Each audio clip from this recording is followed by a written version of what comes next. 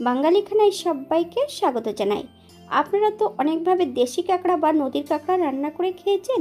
একবার আমার মতন করে সহজ পদ্ধতিতে আপনিও শিখে নিতে পারবেন ছোট ছোট টিপস সহ। তবে আজকে আমি এখানে দেশি কাঁকড়া বা নদীর কাঁকড়া বাটার দিয়ে কিভাবে রান্না করলাম, চলুন সেটা একবার দেখে নেওয়া যাক ভিডিওর মাধ্যমে। আশা করছি আজকের ভিডিওটি ভালো লাগবে। সকল বন্ধুদের কাছে অনুরোধ করছি সম্পূর্ণ ভিডিওটি দেখার। এখানে আমি আগের থেকে বেশ কিছুটা কাঁকড়া মাছ নিয়ে নিয়েছি। কাঁকড়া মাছগুলো কিন্তু দোকান থেকে এমনভাবেই কেটে দিয়েছে। এগুলোকে এবার আমার পরিষ্কার করতে হবে। কাঁকড়া মাছ পরিষ্কার করার পদ্ধতি আমার এই চ্যানেলে দেওয়া আছে। আপনাদের যদি পছন্দ হয় তাহলে চ্যানেলটি ঘুরে একবার দেখে নেবেন। এই পর্যায়ে আমি সম্পূর্ণ কাঁকড়া মাছগুলো কেটে ধুয়ে পরিষ্কার করে নিয়েছি। কাঁকড়া মাছের যে মোটা মোটা যে হাত পাগুলো আছে সেগুলোকে একটু একটু করে আমি ভারী কিছু দিয়ে ভেঙে দিয়েছি। অপর দিক থেকে একটা কড়াইতে বেশ কিছুটা সরষের তেল অ্যাড করব। তেল গরম হওয়া পর্যন্ত অপেক্ষা করতে হবে।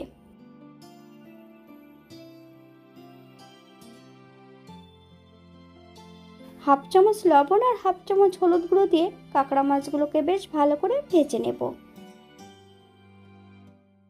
বাঙালি রান্না ঘরোয়া উপকরণ দিয়ে আপনাদের যদি রান্নাগুলো পছন্দ হয় তাহলে চ্যানেলটি সাবস্ক্রাইব করে দিয়ে পাশে থাকবেন। পাশে থাকা বেলটি বাজিয়ে দেবেন, নইলে নিত্য নতুন রান্নার নোটিফিকেশন পাবেন না। আমার এই চ্যানেলে আমিষ, নিরামিষ এবং কাঁকড়া মাছের বিভিন্ন ধরনের রেসিপি দেওয়া আছে।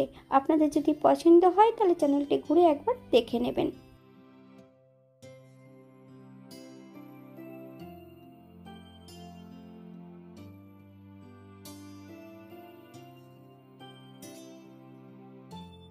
আপনারা একবার স্ক্রিনের দিকে ফলো করবেন।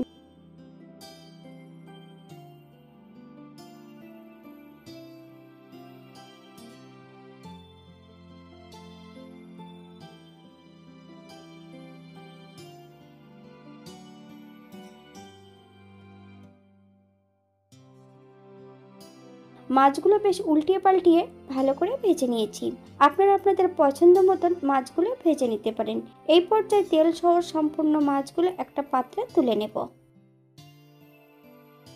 একই কড়াইতে বেশ কিছুটা আবারও আমি সরষের তেল অ্যাড করেছি। তেল গরম হওয়া পর্যন্ত অপেক্ষা করতে হবে।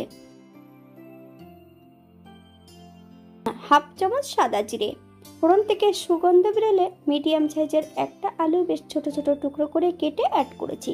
আপনারা যদি পছন্দ করেন তাহলে পরিমাণে বাড়িয়ে দিতে পারেন। 3 থেকে 4 মিনিটের মতন মিডিয়াম আঁচে ভেজে নেব, অথবা আলুগুলো একটু হালকা লালচে করে ভেজে নিতে হবে। এই পর্যায়ে অ্যাড করব মিডিয়াম সাইজের দুটো পেঁয়াজ, বেশ সরু সরু করে কেটে নিয়েছি। সম্পূর্ণ পেঁয়াজটা অ্যাড করব। মিডিয়াম সাইজের একটা রসুন 80% মতন বেটে নিয়েছি। হাফ চামচ লবণ। মিডিয়াম আঁচে বেশ কিছু সময় ভেজে নিতে হবে, অথবা পেঁয়াজ রসুন থেকে যতক্ষণ কাঁচা গন্ধ ছাড়ছে ততক্ষণ বেশ ভালো করে ভেজে নেব।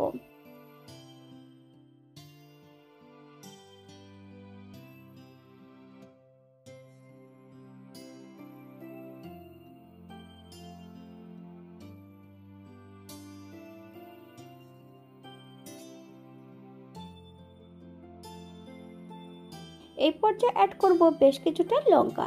আমি লঙ্কাগুলোকে একটু ফালি দিয়ে নিয়ে অ্যাড করেছি। হাফ চামচ কাশ্মীরি লঙ্কার গুঁড়ো, হাফ চামচ হলুদ গুঁড়ো, 1 চামচ আদা জিরে ধনে বাটা। মশলাটা বেশ 2 থেকে 3 মিনিটের মতো মিডিয়াম আঁচে ভেজে নিতে হবে।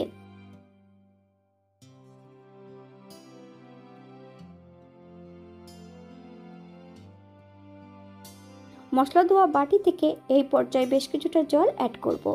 মশলাটা বেশ ভালো করে কষিয়ে নিতে হবে, অথবা মশলা থেকে যতক্ষণ তেল না ছাড়ছে ততক্ষণ বেশ মশলাটা ভালো করে কষিয়ে নিতে হবে।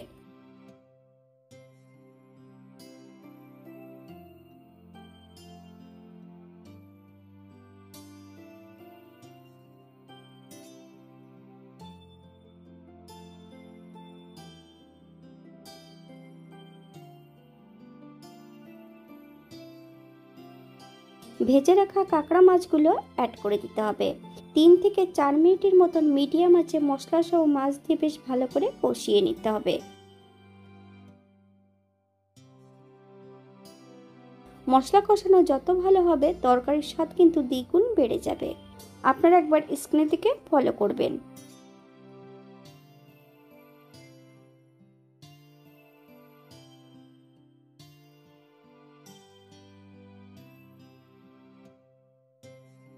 এই পর্যায়ে অ্যাড করব আমি গ্রেভির জন্য 1 কাপ জল। আপনাদের যতটা গ্রেভির প্রয়োজন আপনারা ততটা জল অ্যাড করতে পারেন।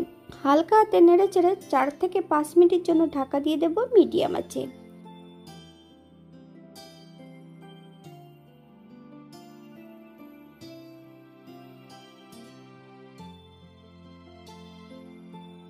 এই পর্যায়ে একবার চেক করে নিতে হবে যে আলুগুলো সেদ্ধ হয়েছে কিনা। আপনারা যদি চিনি পছন্দ করেন তাহলে অ্যাড করতে পারেন।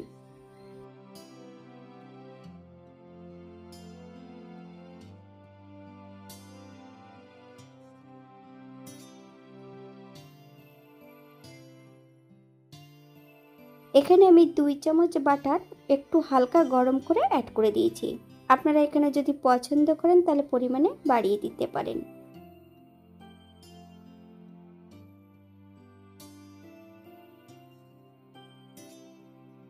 হালকা হাতে নেড়ে চেড়ে গ্যাসের ফ্লেমটা অফ করে দেব। 5 মিনিটের জন্য স্ট্যান্ডিং টাইম দেব, তারপর সার্ভ করব।